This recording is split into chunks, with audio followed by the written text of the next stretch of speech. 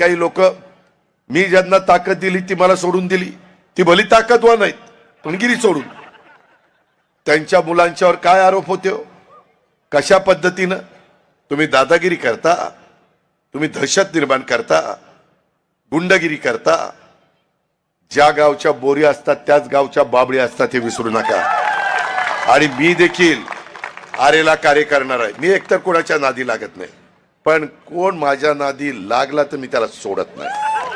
त्यामुळं मतदार बंधू भगिनींनो, माझी हात जोडून विनंती आहे, मी कुठेही यशाने हुरळून जाणारा आणि पराभवावरून खचून जाणारा कार्यकर्ता नाहीये.